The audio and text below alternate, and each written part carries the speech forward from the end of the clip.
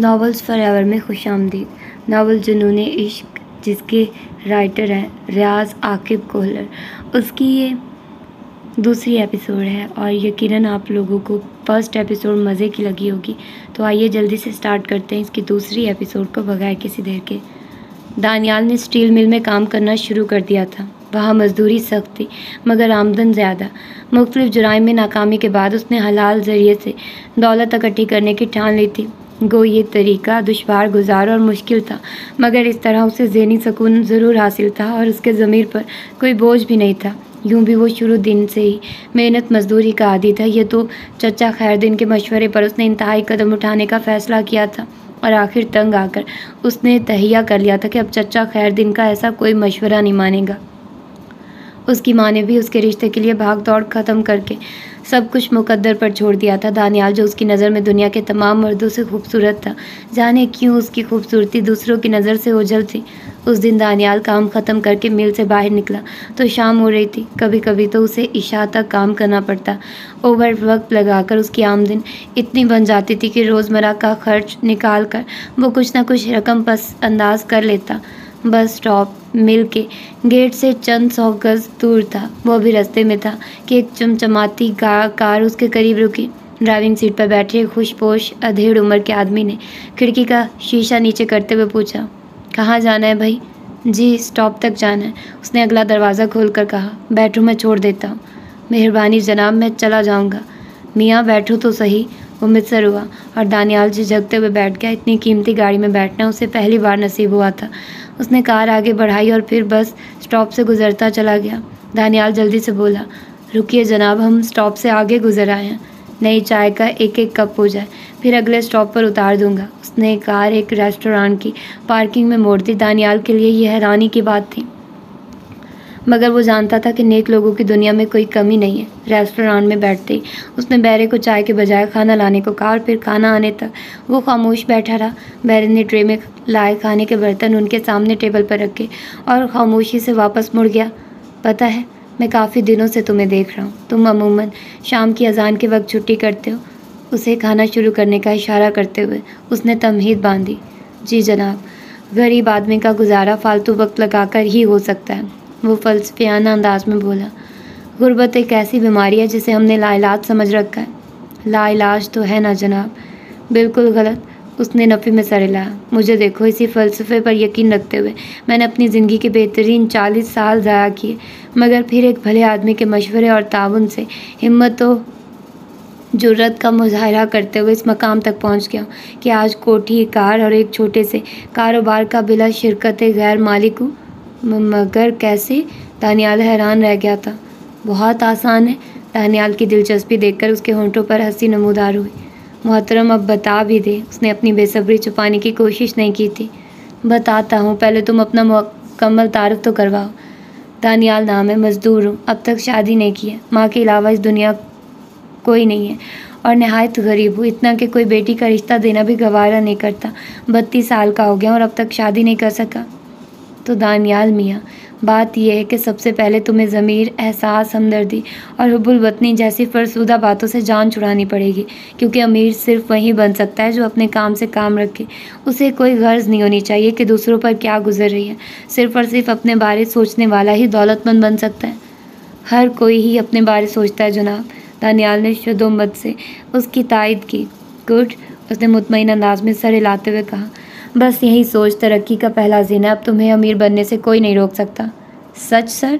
दानियाल खुशी से चहका। बिल्कुल सच। तो अब बताइए ना, मुझे दौलत कमाने के लिए क्या करना होगा? दानियाल अमीर बनने का राज जानने के लिए बेसब्रा हो रहा था। उसने आखिरी नवाला चबाते हुए टिश्यू पेपर से हाथ साफ करके बैरे को चाय लाने का इशारा किया और कहा, कार में बैठकर बताता हूँ। दानियाल ने सरस से चाय की प्याली ख़त्म की और बेचैनी से पहलू बदलने लगा। वो दौलत कमाने का राज जानने के लिए बेताब था। अजनबी ने इत्मीनान से चाय पी, बैरे को बुलाकर बिल अदा किया और दानियाल से कहा, चलो। दानियाल सर हिलाते हुए खड़ा हो गया। कार पार्किंग से निकालकर उसने डैशबोर्ड खोला और एक खाकी रंग का फूला हुआ लिफाफा उसकी जानिब बढ़ाया। ये क्या है? हैरानी से कहते हुए दानियाल ने लिफाफा उसके हाथ से लेकर खोला तो उसमें 1000 के नोटों की एक गड्डी बरामद हुई। ये 50,000 है। 50,000? यकमुश्त इतनी रकम वो पहली मर्तबा देख रहा था। हाँ, और एक छोटे से काम के बदले ये तुम्हारे हो सकते हैं। कौन सा काम? दानियाल ने अटकते हुए पूछा। पहले ये बताओ तुम तैयार हो कि नहीं?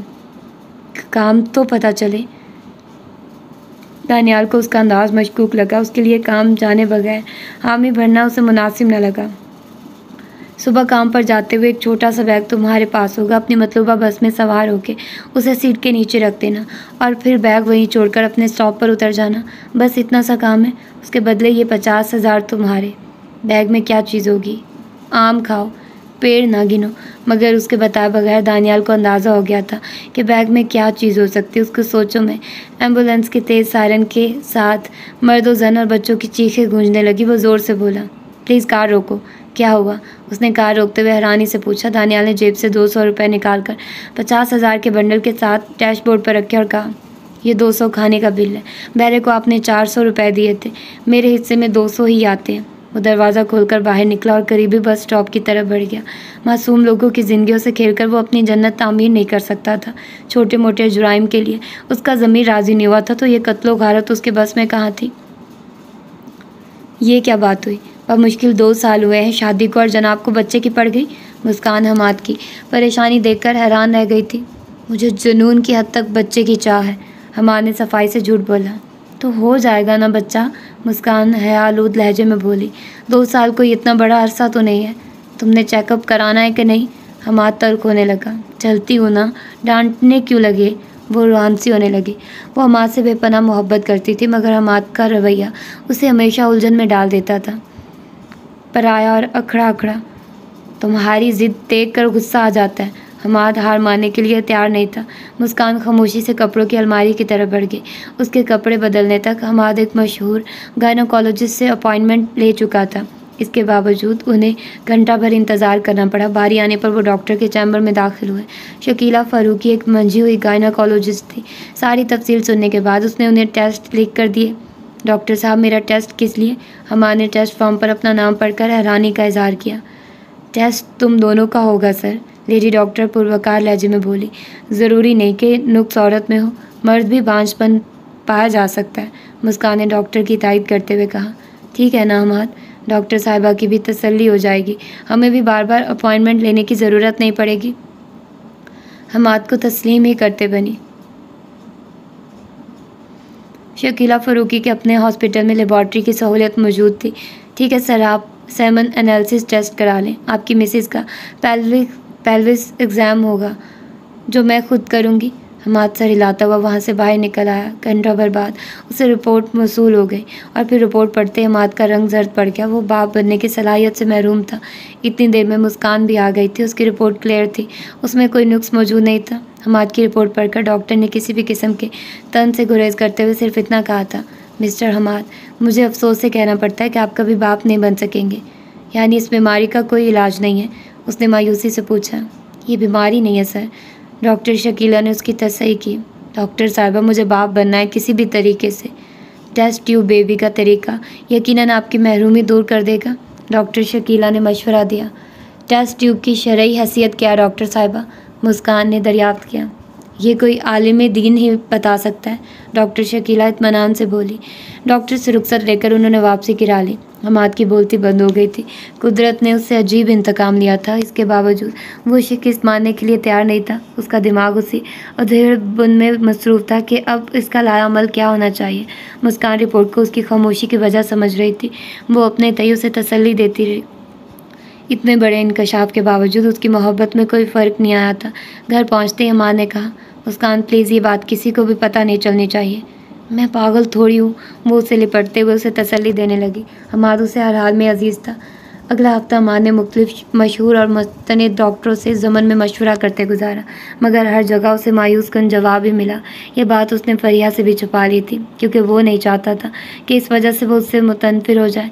फरिया के बगैर ज़िंदा रहने का वो तसव्वुर भी नहीं कर सकता था। हर तरफ से मायूस होने के बाद उसने टेस्ट ट्यूब बेबी के तरीके पर अमल करने की ठान ली। मुस्कान, मुझे बच्चा चाहिए और इसका यही एक हल है कि टेस्ट ट्यूब बेबी के ज़रिए मेरी तशना ख्वाहिश पूरी हो। नामुमकिन? मुस्कान का जवाब बिल्कुल गैर मुतवक्किल था। क्यों? हमाद हैरान रह गया था। मैं इस बारे में मालूमात हासिल कर ली है। तमाम उलमा यही कहते हैं कि मियाँ बीवी के तौलीदी नुतफ़े से तो ये अमल जायज़ है और बहालत मजबूरी इसकी इजाज़त है, मगर किसी गैर मर्द के नुतफ़े से टेस्ट ट्यूब बेबी का तरीका नाजायज़ ही नहीं, हराम है। यूँ समझो हराम कारी की तरह, और मुझसे ये काम नहीं होगा। उफ मुस्कान, हमारे ने सर पकड़ लिया। तुम अब तक इन मौलवियों की बातों में पड़ी हो और दुनिया मरीख से भी आगे निकल गई है। उस वक्त मुस्कान के मजहबी जज्बात उसे जहर लगे थे। मुस्कान ने इत्मीनान भरा जवाब दिया, मरीख नहीं, प्लूटो से भी आगे निकल जाए, रह गए आसमान के नीचे ही, ऊपर नहीं जा सकते। क्या मेरी छोटी सी ख्वाहिश पूरी नहीं करोगी?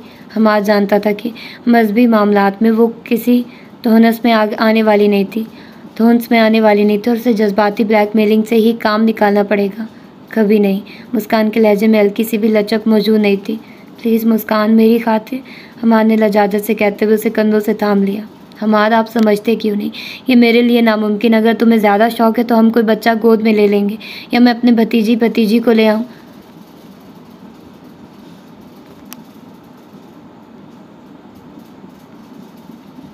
ले आऊँगी जो हमारा बच्चा बनकर परवरिश पाएगा। मुझे अपना बच्चा चाहिए, मुस्कान से चोते हुए बोली। टेस्ट ट्यूब बेबी से भी आपका बच्चा तो नहीं होगा, तुम्हारा तो होगा ना, और तुम्हारे मेरे में क्या फ़र्क है? सॉरी हमाद, आपका हर हुक्म सर आंखों पर, लेकिन मुझसे ये काम ना होगा।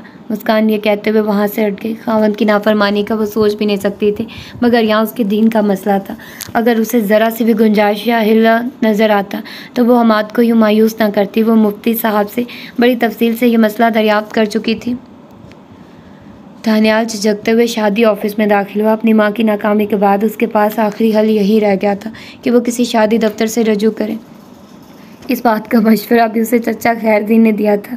जी सर, आपकी क्या खिदमत कर सकता हूँ? इस्तकबालिया पर बैठे मर्द ने मुअद्दबाना लहजे में पूछा। मुझे शादी करने, मेरा मतलब है मैं शादी करना चाहता हूँ और आपका ताउन दरकार है। उसने मेज़ पर पड़ा फ़ोन उठाकर किसी से बात की और फिर दानियाल को कहा, आप अंदर तशरीफ़ ले जाइए। दानियाल सर हिलाते हुए अंदरूनी दरवाजे की तरफ बढ़ गया। वो एक छोटा सा ऑफिस था, लकड़ी की अलमारी, टेबल और चंद कुर्सियाँ ऑफिस की कुल कायनात थी। टेबल के पीछे रिवॉल्विंग चेयर पर एक मोटा सा आदमी बैठा था। दानियाल को देखकर वो इस्तकबाल के लिए खड़ा हुआ और फिर उससे मुसाफे करते हुए बोला, प्लीज़ बैठिए जनाब। दानियाल खामोशी से बैठ गया। उसने दिलचस्पी से पूछा, तो आप शादी के सिलसिले में तशरीफ़ लाए हैं? जी जनाब। खादिम को ज़हीर कहते हैं। आपका इसमें शरीफ? दानियाल। उसने मेज़ की दराज से एक फॉर्म निकाल कर उसकी जानिब बढ़ाते हुए कहा, तो दानियाल साहब, पहले आप ये पुर करें।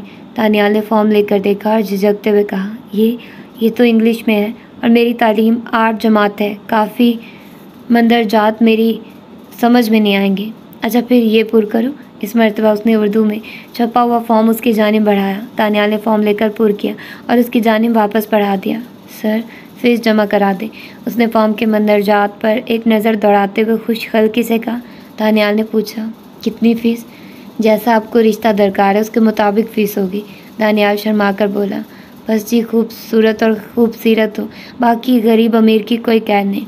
उम्र कितनी होनी चाहिए, कवारी हो या शादीशुदा?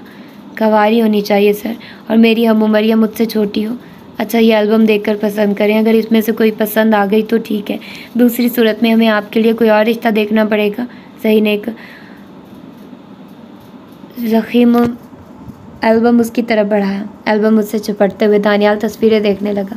तमाम तस्वीरें नहायत खूबसूरत लड़कियों की थी। हर एक इस काबिल थी कि उसे शरीके हयात बनाया जाता। इससे फ़ैसला नहीं हो पा रहा था कि किस फूल को अपने गुलशन में सजाए। काफ़ी गौर के बाद उसने एक लड़की की तस्वीर पर उंगली रख दी जो हाथ में सफ़ेद गुलाब थामे मुस्कुरा रही थी और उसके सपनों में आने वाली 2 शहज़ाओं से कहीं दर्जे बढ़ के खुश शक्ल थी। वाह लाजवाब! हुरैन नाम है इस 2 शहज़ा का। ज़हीर के होंठों पर कारोबारी मुस्कुराहट नमूदार हुई।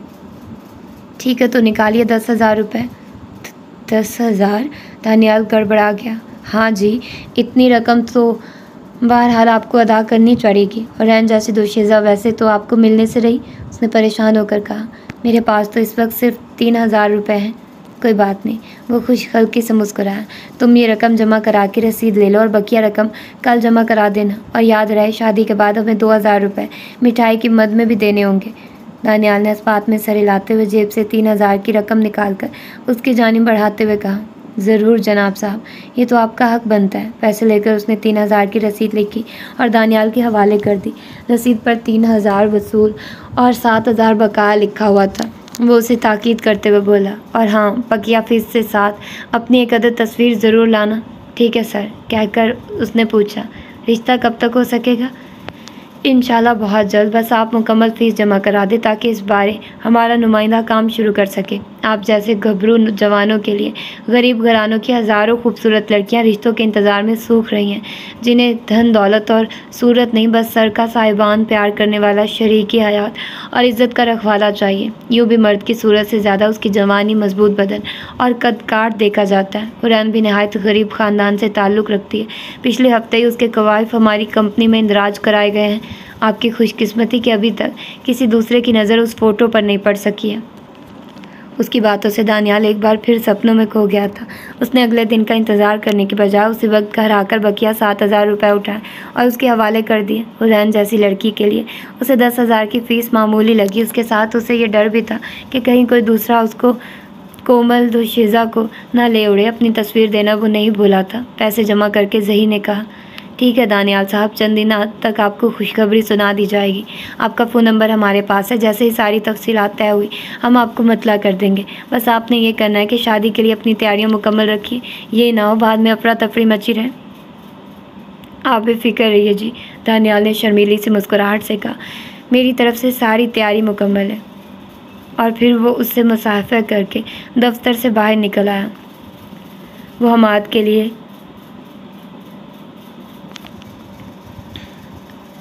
लान नाहल मसला बन चुकी थी। उसकी समझ नहीं आ रहा था कि वो मुस्कान को कैसे राज़ी करे। इस बाबत वो फरिया से मशवरा लेने के लिए भी तैयार नहीं था। उस दिन वो फरिया के साथ बैठकर दोपहर का खाना खाते हुए इसी सोच में गर्क था। वो इससे बेखबर किसी अपने मसले में मशगूल एक गुफ्तगू थी। क्या तुम भी मुझे यूं ही तलाक दे दोगे? अपनी बात के इख्तिताम पर अचानक उसने पूछा। तो तलाक? भला मैं उससे तलाक क्यों दूँगा? वो गड़बड़ा गया। हाँ, उसे तो तुम तलाक नहीं दोगे, मैंने अपनी बात की है। फरी, तुम क्या कह रही हो? मेरी समझ में कुछ नहीं आ रहा। वो कुछ ज़्यादा ही तुम्हारे असाब पर सवार हो गई कि अब मेरे पास बैठकर भी उसी की सोच में खोए हो। क्या बकवास है यार। हमार ने सर थाम लिया। अब मैं किसी भी मसले पर सोचूंगा तो तुम शक करोगी कि मैं तुम्हारी सौकन के बारे में सोच रहा हूँ। वो मेरी सौकन कब से हो गई? फरिया जले कटे अंदाज में बोली। मैं तुम्हारी दुल्हन उस वक्त बनूंगी जब वो तुम्हारी ज़िंदगी से दफ़ा हो चुकी होगी। अच्छा, ये मौजू सिमट सकता है? तुमने खुद छेड़ा है मुझे। मैं तो तुम्हें अपनी कज़न शाजिया की लव स्टोरी का ड्रॉप सीन सुना रही थी। क्या हुआ शाजिया की मोहब्बत को? हमाद को शाजिया में बिल्कुल ही दिलचस्पी नहीं थी, मगर वो इस मौजू से जान छुड़ाना चाह रहा था। शाहिद ने उसे तलाक दे दिया, और ये वही शाहिद है जो उसके बगैर मर जाने के दावे किया करता था। कोई वजह तो हुई होगी। हमाद ने दिलचस्पी जाहिर की। असल वजह तो पता नहीं है और ना मैंने जानने की कोशिश की है। अलबत्ता अब जनाब शाहिद साहब परेशान है और दोबारा उसे घर ले जाना चाहता है, मगर ये मुमकिन नहीं है।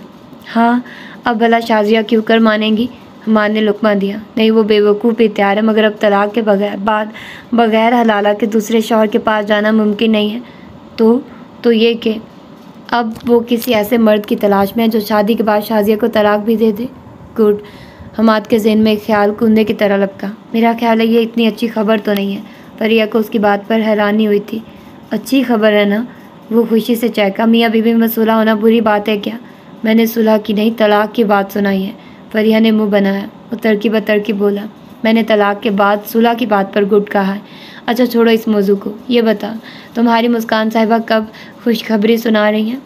खुशखबरी तो वो हमारे लिए होगी ना, उस बेचारी के लिए तो मौत का पैगाम होगा। चलो यूँ ही सही, ये बताओ डॉक्टर ने क्या बताया? डॉक्टर का कहना है कुछ वक्त लगे जाएगा। उसने सरीहन झूठ बोला। कितना? इतना ज़्यादा भी नहीं कि तुम परेशान होना शुरू कर दो। हमाद ने उसे तसल्ली दी। परेशानी बहुत छोटा लफ्ज़ है, उसने हसरत भरे लहजे में कहा। अपने महबूब को गैर की बाहों में देखना परेशानी नहीं कुछ और कहलाता है। प्लीज़ फरी, अब पुराना किस्सा ना छेड़ना। एक दफ़ा जब हर बात मुतमईन हो गई है तो अब गड़े मुर्दे मत उखेड़ो। चलो आइसक्रीम खाते हैं। फरिया गैर मुतवक्के के तौर पे उसकी बात मान गई थी। बिल अदा करके वो दोनों होटल से बाहर निकल आए। आइसक्रीम खाते हुए वो गहरी सोच में खोया रहा। शाजिया की तलाक वाली बात पर उसके जहन में एक अछूती तजवीज़ आई थी। फरिया को ड्रॉप करके वो इत्मीनान से उस बारे सोचने लगा। अगर वो मुस्कान को आर्जी तौर पर तलाक दे देता और वो किसी दूसरे मर्द से शादी कर लेती, जब हमल हो जाता तो उससे तलाक लेकर वापस समाज से शादी कर लेती। इसके अलावा कोई ऐसी तजवीज़ नहीं थी जिससे वो अपने मकसद में कामयाब हो सकता। तमाम पहलुओं का अच्छी तरह जायज़ा लेने के बाद वो मुस्कान से बात करने के लिए तैयार हो गया। उन दिनों उठते बैठते दानियाल की नज़रों में हुरैन का दिलकश चेहरा घूमता रहता। वो बड़ी बेसब्री से शादी ऑफिस की तरफ से जवाब का मुंतज़िर था। अपनी माँ को उसने इस बात से बेखबर रखा था। वो सारा काम मुकम्मल होने के बाद उसे ये खुशखबरी सुनाना चाहता था। एक माह गुजरने के बाद जब उससे मज़ीद सब्र करना दुश्वार हो गया तो वो खुद दफ्तर में पहुँच गया। इस्तकबालिया पर वही आदमी मौजूद था। दानियाल ने कहा, ज़हीर साहब से मिलना है। आइए दानियाल साहब बैठिए, वो खुशखल्की से बोला। शुक्रिया सर, बस ज़हीर साहब से मिलवा दें, वो आपके रिश्ते के सिलसिले ही में मसरूफ़ है। बस चंद दिन मज़ीद सब्र कर लें। ठीक है जनाब। दानियाल चेहरे पर मुस्कुराहट बिखेरते हुए वापस लौट आया। अगला एक हफ़्ता गुजारने के बाद भी जब कोई इत्तला न मिली तो एक मरतबा फिर वहाँ पहुँच गया। इस्तकबालिया पर मौजूद शख्स ने उसे देखते ही कहा, ज़हीर साहब ऑफिस में मौजूद नहीं है, आप कल तशरीफ़ ले आइए। और दानियाल फिर मायूस होकर लौट आया। अगले दिन फैक्ट्री में जाने के बजाय वो सीधा शादी ऑफिस में पहुँच गया। आइए जनाब बैठिए। इस्तकबालिया पर वही पुराना आदमी बड़ा जमान था। ज़हीर साहब मौजूद हैं? दानियाल ने पूछा। जी हाँ बैठे हैं, आप तशरीफ़ ले जाएं। दानियाल शुक्रिया कहते हुए ऑफिस की तरफ बढ़ गया। आइए दानियाल साहब आइए, बड़ी लंबी उम्र है, अभी मैं आपको ही याद कर रहा था। ज़हीर उसे देखते ही खुशखल्की से बोला। दानियाल इस मसाफे करके बेसब्री से मुस्तफ़िर हुआ। तो क्या रहा ज़हीर साहब, आप बैठिए तो सही बताता हूँ। उसका अंदाज़ हौसला अफजा था। दानियाल जल्दी से बैठ गया। ज़हीर ने खनखार कर गला साफ किया, फिर रुमाल निकाल कर माथे से फर्जी पसीना पूंछते हुए बोला, दानियाल साहब, मैं पिछले माह से बहुत से काम और लोगों के रिश्ते अल्तवा में डालकर तुम्हें और हुरैन को एक बंधन में बांधने की कोशिश में जता रहा। यकीन मानो मुझे तुम दोनों की जोड़ी बिल्कुल ऐसी लगती थी जैसे चांद और सूरज की जोड़ी। मगर इसे हम बदकिस्मती ही कह सकते हैं कि जब सब काम मुकम्मल हो गया तो कहीं से हुरैन का एक रिश्ता आन टपका। उसके चचा का बेटा और लंदन में सेटल है। उसकी हुरैन से बचपन में मंगनी हुई थी और अब वो इस मंगनी के रिश्ते को शादी में बदलने आ पहुँचा। हुरैन का बाप मुझसे बहुत शर्मिंदा था। खुद हुरैन भी उस डॉक्टर के साथ शादी पर राज़ी नहीं थी, लेकिन बरादरी के बुज़ुर्गों ने बाप बेटी की एक न चलने दी। बस यार, एक इसे किस्मत का उलझावा ही कह सकते हैं। तो अब क्या होगा? दानियाल को शदीद गम महसूस हुआ था। ख़ासकर ये जानकर तो उसके गम की शिद्दत में और इजाफा हो गया था कि इतनी खूबसूरत लड़की उसकी वजह से एक डॉक्टर के रिश्ते को ठुकराने पर तुल गई थी। बुरा हुआ वो उस मनहूस बरादरी का जिसकी वजह से उसे ये गम सहना पड़ा था। बहरहाल फिक्र न करो, तुम कोई और रिश्ता पसंद कर लो। ज़हीर ने ज़ैगम रजिस्टर उसके जाने बढ़ाया, जो दानियाल ने बुझे दिल से थाम लिया और एक मरतबा फिर उन हसीनाओं के जलवे से आंखें सेकने लगा। जाने उसमें से कौन सी उसके नसीब में थी। हुरैन की तस्वीर अभी तक एल्बम में सजी हुई थी। उसने हुरैन की तस्वीर को हसरत से देखते हुए ज़हीर से पूछा, ये तस्वीर अब तक इसमें मौजूद है? हाँ, हम रिकॉर्ड अपने पास महफूज रखते हैं, बस अब ये तस्वीर इस एल्बम से निकाल कर दूसरे में लगानी है। यूँ भी इसका रिश्ता तो हमने करवा दिया है। ये अलहदा बात है कि अपनी किसी मजबूरी की बिना पर इन्हें ये रिश्ता मुस्तरद करना पड़ा। काफ़ी गौर व गौस के बाद दानियाल ने एक और लड़की की तस्वीर को पसंद किया। सारी एक से बढ़कर एक थी। उसकी समझ में नहीं आ रहा था कि इतनी खूबसूरत लड़कियां यूँ रिश्ते के इंतज़ार में सूख रही थी और पता नहीं उसकी अम्मी कहाँ घूम रही थी। लड़की का सिर्फ चेहरा नज़र आ रहा था, बाकी बदन काले लिबादे से ढका हुआ था। वाह वाह, जवाब नहीं दानियाल साहब आपका। ज़हीर ने उसकी पसंद की दाद दी। यकीन मानो अगर मैं शादीशुदा ना होता तो इसी लड़की को शरीके हयात बनाना पसंद करता। हया नाम है इसका, बड़ी शर्मीली और हया वाली है।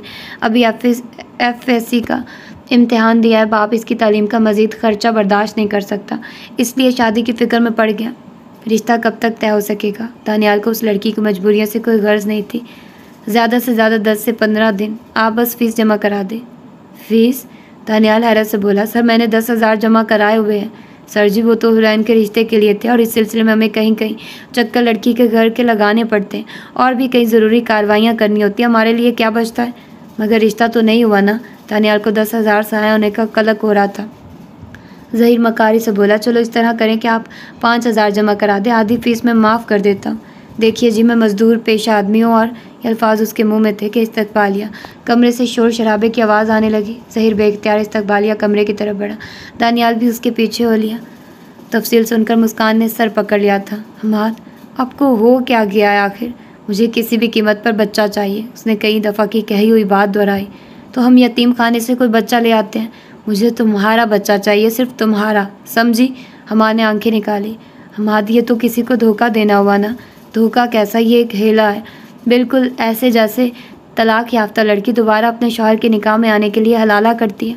वो तो मजबूर होती है, और क्या हम मजबूर नहीं हैं? हमारे किता कलामे की देखो, जिससे तुम खुफिया निकाह पढ़ाओगी उसे हमसे माली फ़ायदा भी तो पहुंचेगा ना। आपने मुझे किस झंझट में डाल दिया, मैं गैर मर्द को कैसे अपने करीब बर्दाश्त करूंगी? हमारे ने झट जवाब दिया, वो गैर नहीं, तुम्हारा शौहर होगा। क्या आप ये सब बर्दाश्त कर लेंगे? हाँ, क्योंकि मैं जानता हूँ तुम सिर्फ मेरी हो, बिल्कुल उसी तरह जैसे मैं सिर्फ तुम्हारा हूँ, और किसी दूसरे की कुर्बत तुम्हारे दिल से मेरी मोहब्बत नहीं निकाल सकती। हमाद, ये ठीक नहीं, आप मुझे जज्बाती ब्लैकमेल कर रहे हैं। मुस्कान का तजब्जुब हमाद को उम्मीद दिला गया। वो शुद्ध से बोला, प्लीज़ जान, चंद हफ्तों की बात है, इसके बाद हम दोबारा इकट्ठे हो जाएंगे। मुझे सोचने का मौका दो। ओके, परसों इस मौजू पर बात होगी। हमाद जल्दी से बोला। मुस्कान की तरफ से इतनी लचक भी हौसला अफजा थी। और फिर वो मुस्कान को अकेला छोड़कर घर से बाहर निकल आया। वो उसे आज़ादी से सोचने का मौका देना चाहता था। मुस्कान के लिए हमाद की ऑफ़र हद दर्जा हैरानी का बायस थी।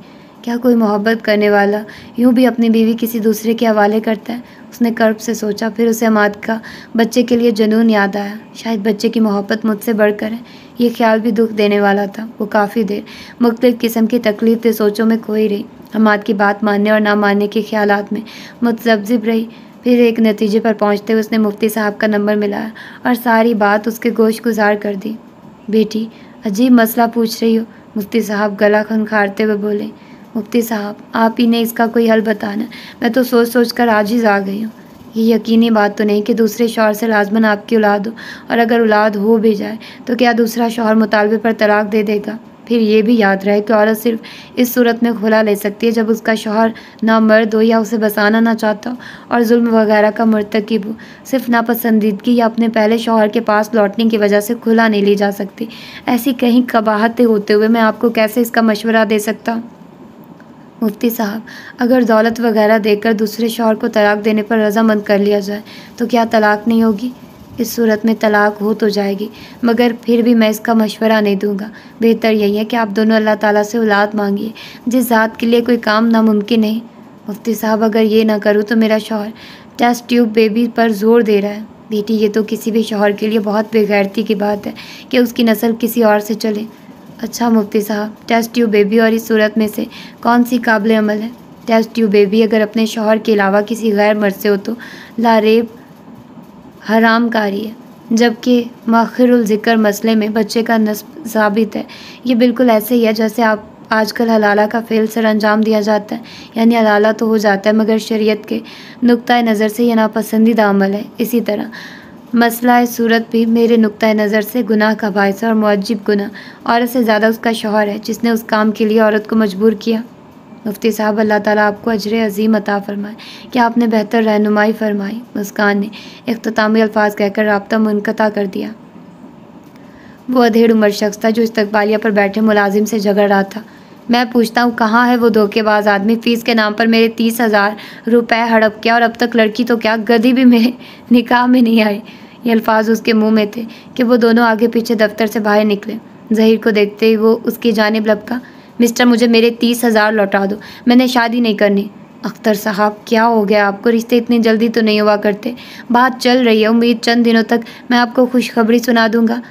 ज़हीर ने नहायत तहम्मुल से जवाब दिया। दानियाल को भी उस मर्द की बेसब्री पर हैरत हो रही थी। मुझे नहीं करना शादी, बस मेरी फ़ीस वापस करो। देखिए अख्तर साहब, ये कारोबारी असूलों के ख़िलाफ़ है। आपकी फ़ीस हमने बैंक अकाउंट में नहीं डाली हुई, वो रकम आपके रिश्ते की बातचीत के लिए इस्तेमाल हुई है। अख्तर बदतमीज़ी से बोला, मैं कुछ नहीं जानता, मुझे अपनी रकम वापस चाहिए वरना मैं इस कंपनी पर केस कर दूंगा। बड़े शौक़ से जनाब, लेकिन थाने जाने से पहले हमारी शराइत साथ लेते जाइए जो हर शादी के ख्वाहिशमंद अफराद को हम पढ़ने के लिए देते हैं। ये कहकर ज़हीर ने इस्तकबालिया वाले मुलाजिम को बोला, कहा, लियाकत, इसे शराइत दिखा दो। लियाकत ने सरत से एक चार्ट मेज़ की दराज से निकालकर उसकी जानिब बढ़ा दिया। चार्ट का उन्वान था, शादी के ख्वाहिशमंद अफराद के लिए हदायत। मोहतरम, ये मुलाहिज़ा फरमाइए, फ़ीस नाकाबिले वापसी होगी। रिश्ता तय न होने की सूरत में कंपनी जवाबदेह नहीं होगी और हर रिश्ते की फ़ीस पूरी अदा की जाएगी, वगैरह वगैरह। अख्तर ने वावेला मचाया। ये चार्ट मुझे पहले नहीं दिखाया गया था। तो आप मांगते ना, यूँ भी ये यहाँ लटका हुआ होता है। ज़हीर ने दीवार में गड़ी एक कील की जानिब इशारा किया। झूठे मकार, मैं तुम्हें छोड़ूंगा नहीं। अख्तर खतरनाक इरादे से ज़हीर की जानिब बढ़ा। ज़हीर ने घबराए बगैर अपने ऑफिस के साथ वाले दरवाजे की तरफ देखकर ज़ोर से पुकारा, कुर्बान ज़हूर। अगले लम्हे हाथों में राइफलें पकड़े दो मुस्टंडे कमरे से बरामद होकर अख्तर की तरफ बढ़े, जो उन्हें देखते ही अपनी जगह मुंजमद हो गया था। उनमें से निस्बतन करख्त शक्ल वाला अख्तर को गिरबान से पकड़कर बैरूनी दरवाजे की तरफ धकेल कर घर आया। आइंदा अगर इस दफ्तर में नजर आए तो गर्दन तोड़ दूंगा, वो दरवाजे की तरफ जाते हुए बोला। मैं तुम्हें छोड़ूंगा नहीं, याद रखना। तुम इतनी आसानी से मेरे पैसे हजम नहीं कर सकते। मगर वहाँ पर मौजूद तमाम आदमियों की तरह खुद कहने वाले को भी पता था कि यह गीदड़ भपकी के सिवा कुछ नहीं है, और इसके साथ ही दानियाल ने भी बैरूनी दरवाजे की जानिब कदम बढ़ाए। वो जानता था कि 10,000 की रकम अब उससे मिलने वाली नहीं थी। अलबत्ता अख्तर की आम से कम ये फ़ायदा ज़रूर हुआ था कि वो मज़ीद धोखा खाने से बच गया था। उसे जाते देखकर ज़हीर ने आवाज़ दी, आप कहाँ चल दिए दानियाल साहब? लेकिन वो सुनी अनसुनी करता ऑफिस से बाहर आ गया। उसने अपने पैसों की वापसी का मुतालबा भी नहीं किया था। गो वो दोनों मुस्टंडे उससे जिस्मानी तौर पर तगड़े नहीं थे। अगर वो खाली हाथ होते तो शायद वो उनसे हाथापाई पर भी तैयार हो जाता, मगर हथियार की मौजूदगी में वो उसके काबू कहाँ आते। गनीमत ये थी कि वो अपनी इज्जत बचाकर रुखसत हो रहा था। शादी करना शायद रब ने उसके नसीब में लिखा ही नहीं था। ये कोई इतना बड़ा गुनाह नहीं है जान। मुस्कान की बातों ने हमाद के दिल में छुपी उम्मीद की किरण को तक़वियत दी थी। हम कोई चोरी करने या डाका मारने नहीं जा रहे और ना किसी को कत्ल कर रहे हैं। हमाद, हमें अल्लाह पाक से मांगना चाहिए, हो सकता है वो रहीम व करीम ज़ात हमें औलाद की नेमत से भी नवाज दे। उसके पास कोई कमी तो नहीं है ना? मुस्कान अभी तक उससे मुत्फिक नहीं हो पा रही थी। वो चर्ब ज़बानी से बोला, पगली, ये दुनिया अल्लाह ताला ने असबाब के तहत पैदा की है। मोजज़े सिर्फ अंबिया कराम से सादिर होते हैं। ना तो अल्लाह पाक के ख़जानों में कोई कमी है और ना वो आजिज़ है। अगर वो चाहे तो मर्द व औरत के बगैर किसी इंसान को पैदा कर ले, जैसा कि हज़रत आदम अलैहिस्सलाम को वजूद बख्शा, या सिर्फ मर्द ही से दूसरे वजूद को हयात अता फरमाए, जैसे कि हवा बीबी को हज़रत आदम अलैहिस्सलाम की बाएं पसली से तख्लीक फरमाया, और चाहे तो सिर्फ औरत से नस्ल इंसानी को कायम व दायम रखे, जैसा कि हज़रत ईसा अलैहिस्सलाम को पैदा फरमाया। मगर बावजूद कादिर होने के वो बेनियाज ज़ात अपने कानून के ख़िलाफ़ नहीं करता। अगर मेडिकल कहती है कि मैं औलाद पैदा करने की सलाहियत से महरूम हूँ, तो मेरे लिए कानून खुदाबंदी नहीं बदल सकता। मायूसी कुफर है, मेरा बांझपन ठोस हकीकत है मुस्कान, और ऐसे मसाइल फ़कत दुआओं से हल नहीं हुआ करते। वो झुंझला के बोला, ओके, जो मर्ज़ी आए करो। हमाद का चेहरा खुशी के मारे खिल उठा। वो उसे साथ लिपटाते हुए बोला, मैं जानता था तुम मेरी दरीना ख्वाहिश ज़रूर पूरी करोगी। अब ये शादी होगी किससे? मुस्कान का लहजा अंदेशों से पुरता। इसका बंदोबस्त मैं खुद कर लूँगा। हमाद के अंग अंग से खुशी फूट रही थी। बड़ी खुशी हो रही है? मुस्कान का लहजा तलखी से पुरता। पगली हो तुम, हमाद चापलूसी से बोला। तुम्हें खुद से दूर करके मुझे खुशी मिल सकती है भला? बस एक माँ की बात है, हम फिर इकट्ठे होंगे। भाइयों को क्या जवाब पेश करूँगी इस शादी का? हमाद इत्मीनान से बोला। उन्हें हम लाइल्म रखेंगे, मगर कैसे? सादगी से निकाह पढ़ाया जाएगा। एक अलहदा मकान लेके उसमें तुम दोनों रिहाइश इख्तियार करना। किसी भी ख़ास मौके पर मैं तुम्हें कॉल करके बुला लूँगा। मैं शौहर की इजाज़त के बगैर कैसे आ सकूँगी? तुम्हारा शौहर, वो तंज़िया लहजे में बोला, वो तुम्हें भाइयों से मिलने से तो मना नहीं कर सकता ना? हमाद, अगर उसने शादी के बाद तलाक देने से इनकार कर दिया फिर? आजकल ऐसे गरीब मौजूद है जो दौलत के लिए अपनी घर वाली बेच दें। उसने तो सिर्फ तलाक देनी है। हमाद के पास हर सवाल का जवाब मौजूद था। अच्छा, जो तुम्हारी मर्ज़ी आए करो, मगर किसी भी ऊंच नीच के ज़िम्मेदार तुम खुद होगे। मुस्कान ये कहकर वहाँ से उठ गई। शादी कंपनी की धोखाबाजी से दानियाल ने अपनी माँ को बेखबर रखा था। ये बात उसे खामखा दुख देती। यूँ भी दानियाल ने उसे कई मरतबा छुप छुप कर रोते देखा था। एक माँ के लिए इससे बढ़कर क्या दुख हो सकता है कि उसके जवान बेटे के लिए कोई खूबसूरत तो क्या बदसूरत लड़की का रिश्ता देने के लिए तैयार नहीं था। बेटे तो यूँ भी माँ की आंखों की ठंडक और दिल का सुकून होते हैं। फिर दानियाल जैसे फर्मा बरदार बेटे तो लाखों करोड़ों में एक होते हैं। 10,000 की रकम गो एक मज़दूर के लिए खतीर रकम थी, मगर स्टील मिल में मजदूरी करके उसने इतनी बचत बहरहाल कर ली थी कि 10,000 के धचके को सह गया। लेकिन इसके बाद उसने तौबा की कि किसी शादी दफ्तर का रुख नहीं करेगा। वो दिल ही दिल में इस मजलूम अख्तर को दुआएं दे रहा था, जिसका 30,000 का नुकसान हुआ था। लेकिन इसकी वजह से दानियाल मज़ीद नुकसान से बच गया था, वरना तो वो हुरैन के बाद हिया नाम की फ़र्जी लड़की के लिए भी 5,000 फ़ीस अदा करने को तैयार हो गया था। और जाने इसके बाद कितनी नाज़नीनों की तस्वीर के बिल पर उसे लूटा जाता। अब अकेले में उस ज़हीनम एल्बम को याद करके उसे हंसी आने लगी। एक से बढ़कर एक दोशीज़ा और रिश्तों के इंतज़ार में सूख रही हैं। उसके जी में आया कहका लगाकर खुद पर हंसे। आखिर बेवकूफ़ी की भी कोई हद होती है। शायद वो शादी की तमन्ना और खूबसूरत लड़की को दुल्हन के रूप में देखने का ख्वाब पूरा होने के हिर्स में हर हद अबूर कर गया था। चचा खैरदीन की हर तजवीज़ ने ना सिर्फ उसका माली नुकसान किया था बल्कि उसका ज़हनी सुकून भी बर्बाद किया था। पहले उसने तहिया किया था कि चचा खैरदीन का कोई उल्टा सीधा मशवरा नहीं मानेगा, मगर अब पुख्ता अज़म कर लिया कि उसकी किसी तजवीज़ पर अमल पैरा नहीं होगा, बल्कि उसके पास ही नहीं जाएगा। हमा ने बहुत बड़ा रिस्क लेकर फरिया को एतमाद में लेने का फ़ैसला कर लिया। उसे एक मुखलिस साथी की ज़रूरत थी जो उसे बेहतर मशवरा दे सकता, और ऐसा साथी फरिया के अलावा कौन हो सकता था। अगर अभी नहीं तो शादी के बाद उसे पता चल ही जाना था कि हमाद बच्चा पैदा करने की सलाहियत से महरूम है। फिर इस बात को छुपाने के लिए इतनी तगोदो की क्या ज़रूरत थी। फरिया शिकवा को ना हुई। तुमने इतने दिन तक ये बात मुझसे छुपाए रखी। मैं डरता था जान, कहीं तुम मुझसे मुतनफिर ना हो जा। फरिया उसका हाथ थामते हुए बोली, पागल, ऐसा हो सकता है भला? मैं मुस्कान नहीं हूँ जो तुम्हारे लिए टेस्ट ट्यूब बेबी के अमल से ना गुजर सकूँ। हाँ फरिया, बहुत ज़्यादा सोचने के बाद मैं इस नतीजे पर पहुँचा कि मेरी ज़िंदगी का कोई गोशा मेरी जाने हयात की नज़रों से पोशीदा नहीं होना चाहिए। अच्छा ये बताओ, अब क्या सोचा है तुमने? अब मैं कोई ऐसा आदमी ढूंढूंगा जिससे मुस्कान की खुफिया शादी करा सकूं, और फिर जैसे ही उसे हमल ठहरा वो तलाक लेकर वापस आ जाएगी। अगर उसका शौहर तलाक देने पर राज़ी ना हुआ, फिर गरीब आदमी के लिए चंद टकों का लालच ही बहुत होता है। मोहब्बत बहुत अजीब जज्बा है अमाद। हो सकता है वो किसी सूरत तलाक ना दे, और खुला के लिए तो मुस्कान अदालत का दरवाज़ा भी नहीं खटखटा सकेगी, क्योंकि इस तरह सारी बात उसके भाइयों को पता चल जाएगी, जिसमें इससे ज़्यादा तुम्हारा नुकसान है। अमाद बेरहमी से मुस्कुराया। फिर क्या, वो बेवा भी तो हो सकती है। मेरी जान, ये ना हो तुम्हें कोई नुकसान पहुंच जाए। फरिया के लहजे में हज़ारों अंदेशे करवटें ले रहे थे। वो बेपरवाही से बोला, फ्री मैं कौन सा क्लाशन कॉफ हाथों में थामे उसे ठिकाने लगाने जाऊंगा? भाड़े के टट्टू बहुत मिल जाते हैं, और पहले मैं कोशिश करूंगा कि धमकी या हल्के फुल्के फैंटी से ही काम निकल जाए। अगर वो किसी सूरत ना माना, फिर यह आखिरी कदम उठाऊंगा। वैसे वो कमीनी हैरान तो बहुत हुई होगी जब तुमने उसे किसी और से शादी करने का कहा होगा। ऐसी वैसी वो गरीब हैरान है कि एक मोहब्बत करने वाला कैसे अपनी बीवी को गैर मर्द के पास भेज सकता है। बेवकूफ़, जानती नहीं ना मेरा महबूब कौन है, और उसकी हैसियत मेरे लिए दूध देने वाली गाय से ज़्यादा नहीं है। और हमाद की बात पर फरिया कहका लगा कर हंसती। तो अब वो राज़ी है? हाँ, मुलानी साहिबा टेस्ट ट्यूब बेबी पर तैयार नहीं, और दूसरे मर्द की आगोश में जाने के लिए तैयार हो गई है। वैसे समझ में नहीं आता उसकी अकल का। आखिर टेस्ट ट्यूब बेबी में क्या कबाहत है? किसी मुल्ला ने मना किया है मोहतरमा को?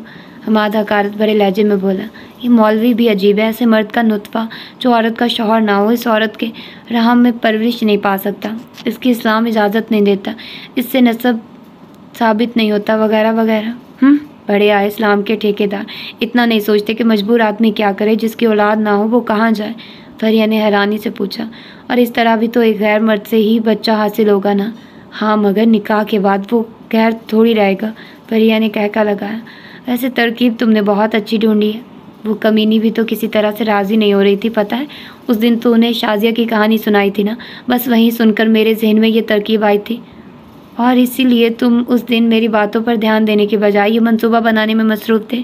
हाँ ऐसा ही है, वो साफ गोई से बोला। मैं सचमुच बहुत परेशान था।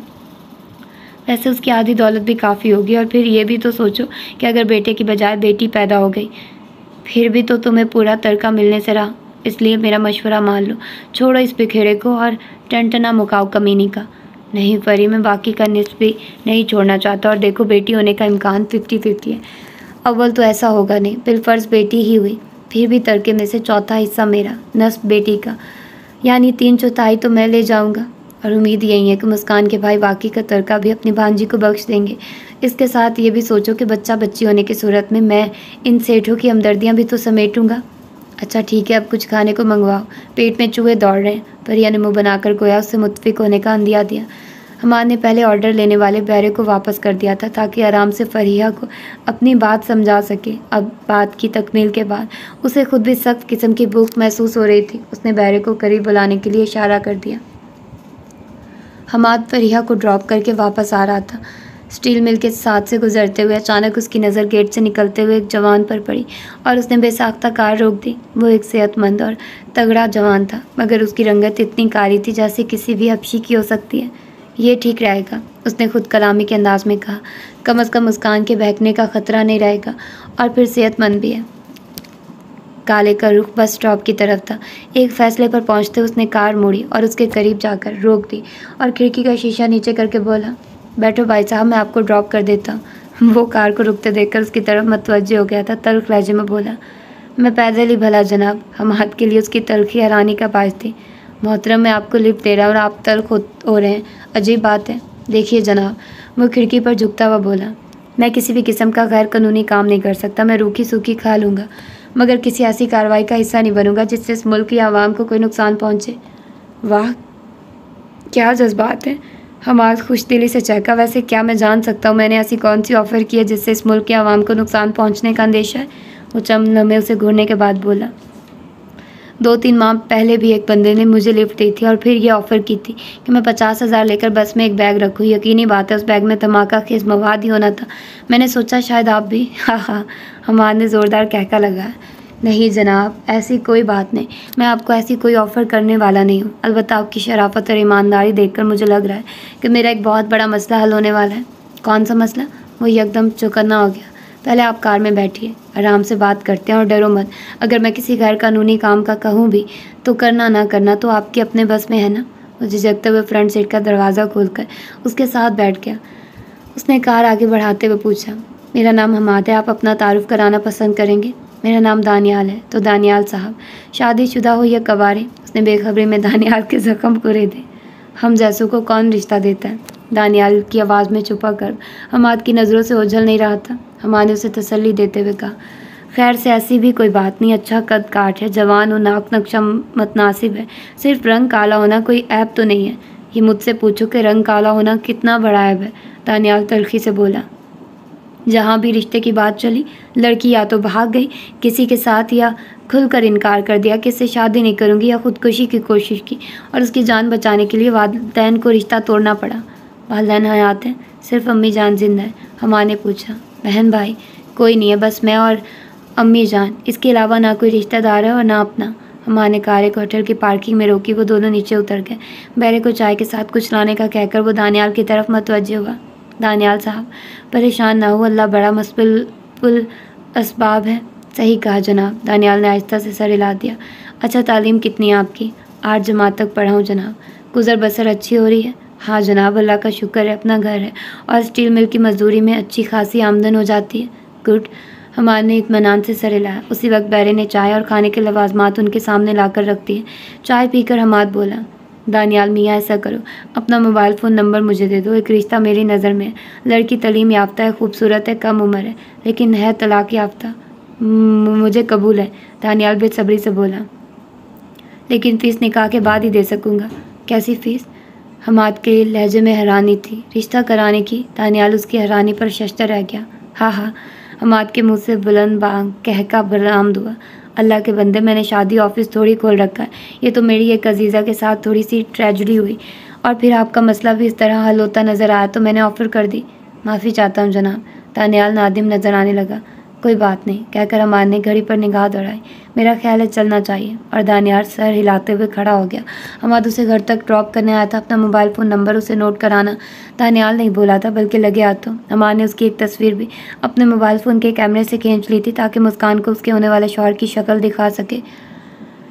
दानियाल को ड्रॉप करके हमाद घर की जानिब बढ़ गया। दानियाल की शक्ल में उसे अपने मंसूबे को आखिरी शक्ल देने वाला मुहरा मिल गया था। दानियाल की काली रंगत, गुर्बत, जहालत और हस्बो नस्ब इस काबिल नहीं था कि कोई आम लड़की उससे मोहब्बत हो, क्या शादी की रवादार हो।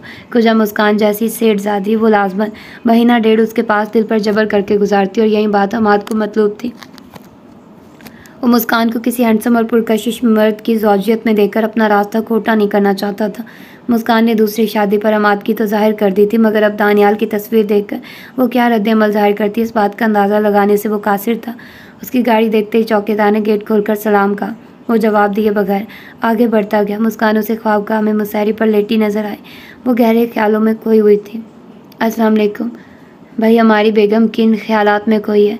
उसने मुस्कान के संजीदा चेहरे को देखते हुए मिजाजी अंदाज में पूछा। कोई ख़ास नहीं। वो उसे देखकर उठ बैठी। वो उसके साथ बैठता हुआ बोला, लेटी रहो लेटी रहो। नहीं, बस ऐसे ही ठीक हूँ।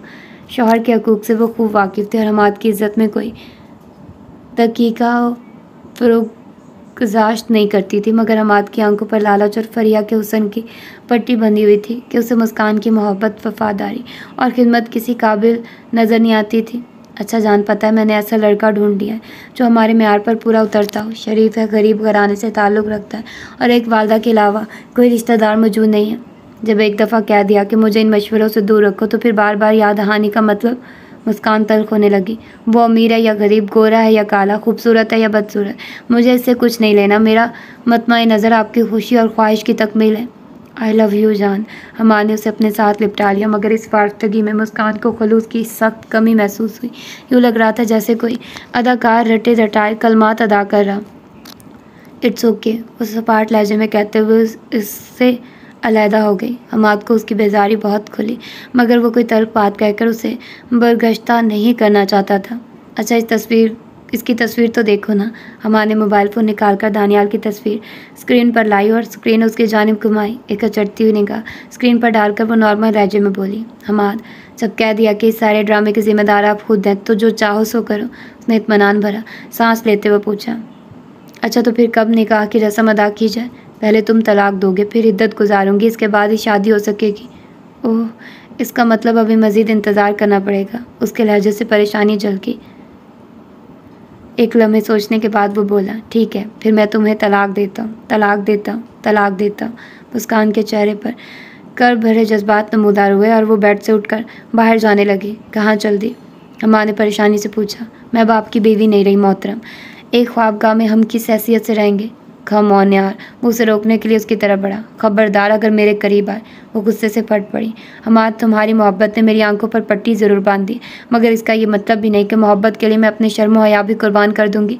अब तुम उस वक्त तक मेरे लिए गैर हो जब तक हमारा निकाह दोबारा नहीं हो जाता। अच्छा ठीक है, मैं तुम्हें हाथ नहीं लगाऊंगा, लेकिन ख्वाबगाह छोड़कर तो ना जाओ ना। इतनी बड़ी मसारी पर हम दोनों आसानी से दूर दूर होकर लेट सकते हैं।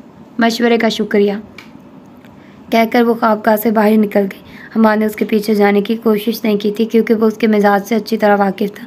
यूँ भी उसे मुस्कान की कुर्बत से ज़्यादा उसकी दौलत अजीज़ थी। वो मोबाइल फ़ोन निकाल कर एक जानने वाले मौलाना से इद्दत की मुद्दत के बारे दरियाफ्त करने लगा। दानियाल के वहमो गुमान में भी नहीं था कि इस तरह बैठे बिठाए उसे रिश्ते की पेशकश हो जाएगी, चाहे वो तलाक याफ्ता ही क्यों ना होती। उसे कबूल थी। सबसे बढ़कर तलीम याफ्ता और खूबसूरत के अल्फाज उसके लिए पुरकशिश थे। इस ज़मन में उसे अगले दिन हमाद की कॉल भी नसीब हुई। दानियाल मियाँ, तुम्हें 2.5-3 महीने इंतज़ार करना पड़ेगा। लड़की को नई नई तलाक हुई है और इद्दत गुजारना लाजमी है। जी जी ठीक है, उसने इस बात में सर हिला दिया। अच्छा, इतवार के दिन तो छुट्टी करते हो ना? कभी कभी कर लेता हूँ जनाब। यूँ भी जितनी मजदूरी करो उतनी आमदन होती है, इसलिए ज़्यादातर छुट्टी से गुरेज ही करता हूँ। बहरहाल आप हुक्म करें, कोई काम है तो मैं छुट्टी कर लूँगा। काम तो कोई नहीं, मगर तुम छुट्टी कर लेना और साहिल समंदर पर मौजूद मून लाइट रेस्टोरेंट में 1 बजे पहुँच जाना। दानियाल ने कहा, ठीक है जनाब, और हमाद ने खुदाफिज कहते हुए राब्ता मुनक़ता कर दिया। जाने क्यों दानियाल का दिल चाह रहा था कि हमाद पर एतमाद करे। इतने धोखे खाने के बावजूद वो शादी की ख्वाहिश तर्क करने पर आमादा नहीं हो सका था। औरत के बगैर मर्द की ज़िंदगी कितनी फीकी और बेमज़ा होती है, इस बाबत जितना तजुर्बा उसे था उतना शायद ही किसी को होता। अल्लामा इकबाल ने फरमाया, वजूद ज़न से है तस्वीर कायनात में रंग। और इस मिसरे की हकीकत दानियाल पर आशिकार हो चुकी थी। उसकी रातें उस सिंध की याद में करवटें बदलते कटती तो दिन की गहमा गहमी उस सिंध के असूल की तजवीज़ें सोचते। अब हमाद की सूरत उसे उम्मीद की किरण नज़र आई थी, तो वो उसे गंवाना नहीं चाहता था। उसे शक था कि वो मतलूबा ऐबज़दा होनी है, मगर इसके लिए ये बात कोई मायने नहीं रखती थी। वो बीवी तमन्ना कर करके तर्स गया था। अब ये चांस गंवाना किसी तौर मुनासिब नहीं था। इतवार के दिन वो ठीक 1:15 बजे मतलूबा रेस्टोरेंट में पहुंच गया था। खाना खाने के बाद वो दोनों चाय पी रहे थे जब दानियाल उसे दाखिली दरवाजे से अंदर आता दिखाई दिया। लो जी, मुस्कान का शौहर नामदार तो वक्त का पाबंद निकला। 1 बजे का कहा था, 1:15 बजे पहुंच गया। हमाद की बात पर फरिया ने पीछे मुड़कर देखा। हाय अल्लाह जी, ये तो वाकई हबशी दिखाई दे रहा है। एक सेठजादी के साथ इतना बड़ा जुल्म। तो क्या हमाद के साथ भी उसने मौजें उड़ाई हैं? हमाद के लहजे में अपनी खूबसूरती का गरूर कूट कूट कर भरा हुआ था। वैसे ढील डोल तो अच्छा है। ढील डोल, हमाद ने तंजिया अंदाज में कहा। ढील डोल को मोहतरमा चाटेगी? फरिया उसकी बात पर तबसरा किए बगैर दिलचस्प नज़रों से हमाद को घूरती रही, जो पूरे हॉल में ताहिराना निगाहें दौड़ा रहा था। वो यकीनन हमाद को ढूंढ रहा था। उसकी शक्ल हमाद के लहराए हुए हाथ ने आसान कर दी। अस्सलाम वालेकुम, उसने करीब पहुँच कर सलाम किया। वालेकुम अस्सलाम कहकर हमाद ने उसे मुसाफा किया। उसी वक्त दानियाल की नज़र फरिया के मलिह चेहरे पर पड़ी और उसका चेहरा गुलाब की मानित खिल गया, मगर जब उसने ज़बान खोली तो अल्फाज ने उसका साथ न दिया। साहब, ये तो बहुत खूबसूरत है, ये मुझे कबूल कर लेगी? उसकी बात पर हमाद कहका लगाकर हंस पड़ा। फरिया के चेहरे पर भी खफीफ सी हंसी नमूदार हुई। दानियाल के लहजे में छुपी मासूमियत उसे बहुत अजीब लगी थी। बेवकूफ़, ये मेरी मंगेतर है, हमाद सरजुनिश के अंदाज में बोला। दानियाल गड़बड़ाते हुए बोला, सॉरी सर, सॉरी मैडम, मैं कुछ और समझा था। फरिया ने शोक अंदाज में पूछा, तुम क्या समझे थे जनाब? वो मेरा मतलब है मैंने समझा शायद हमाद साहब ने मुझे लड़की दिखाने के लिए बुलाया है और वो लड़की आप। मैं माफ़ी चाहता हूँ मैडम। अच्छा कोई बात नहीं, फरिया ने उसे तसल्ली देते हुए कहा। वैसे तुम्हारी दुल्हन मुस्कान भी मुझसे कम खूबसूरत नहीं है। इस मर्तबा जवाब देने के बजाय दानियाल ने शर्माकर सर झुका दिया था। उसके अंदाज पर वो दोनों मुस्कुरा पड़े।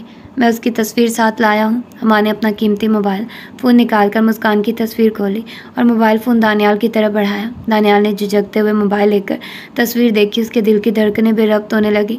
मुस्कान उसे फरिया से बहुत प्यारी और पुरकशिश लगी थी। फरिया ने जो बड़े गौर से उसके चेहरे को देख रही थी, दिलचस्पी से पूछा, कैसी है? वो ख्वाबनाक लहजे में बोला, बहुत अच्छी, बहुत प्यारी। मैंने इससे पहले इतनी मासूम खूबसूरत और मोहनी सूरत नहीं देखी। मुझसे भी खूबसूरत है। फरिया का अंदाज मजाक का रंग लिए हुए था, मगर उसके पीछे औरत की वही असली हमाकत छुपी थी कि मुझसे खूबसूरत इस दुनिया में कोई नहीं। हाँ मैडम। दानियाल का जवाब गैर मुतवक्के था। फरिया के चेहरे पर अजीब से तासुरात फैल गए थे। अम्मा ने उससे मोबाइल वापस लेते हुए कहा, बेवकूफ़, किसी लड़की के मुँह पर दूसरी लड़की को इससे खूबसूरत नहीं बतलाते। मगर मैंने तो हकीकत बताई है जनाब। दानियाल ने एक और फुलझड़ी छोड़ी। हमाद के चेहरे पर मुस्कुराहट रिंगी, मगर फरिया मुस्कुरा भी न सकी थी। उसे ज़िंदगी में पहली बार इस किस्म की सूरत हाल से वास्ता पड़ा था। अपनी नज़र में वो दुनिया की सबसे खूबसूरत और पुरकशिश लड़की थी, और इस बात की तस्दीक हमेशा उसकी सारी जानने वाली लड़कियां भी करती थी। मगर वो ये नहीं जानती थी कि दानियाल मुस्कान को अपनी होने वाली बीवी की नज़र से देख रहा था। अगर मुस्कान से कोई कम सूरत लड़की होती तब भी उसे फरिया से खूबसूरत नज़र आती। Any problem with you? Hamad ने फरिया के चेहरे पर चाय संजीदगी देखते हुए इंग्लिश में पूछा। इट्स ओके जान, फरिया ने जल्दी से जवाब दिया। एक बेवकूफ़ बंदे की बात को दिल पर लेने की ज़रूरत नहीं, समझी? अंधा क्या जाने बसंत की बहार। बताया तो ऐसी कोई बात नहीं, बस इसे चलता करो, मुझे कोफत हो रही है। इतना बदशक्ल भी किसी को नहीं होना चाहिए। यकीन मानो तुमने मुस्कान से इतना बड़ा इंतकाम लिया कि दिल खुश हो गया। फरिया के दिल में छुपी खफ की बदनुमा अल्फाज की शक्ल धार कर बाहर आई। ठीक है, लेकिन कम से कम चाय तो पिला दें। ऐसे चलता करना बदतहजीबी होगी। ऐसे से क्या पता तहजीब क्या होती है? फरिया का गुस्सा ख़त्म होने में नहीं आ रहा था। कूल डाउन जान, बस चाय पिलाकर इसे रुखसत करता। फरिया ने सर हिलाने पर इत्तफाक किया था।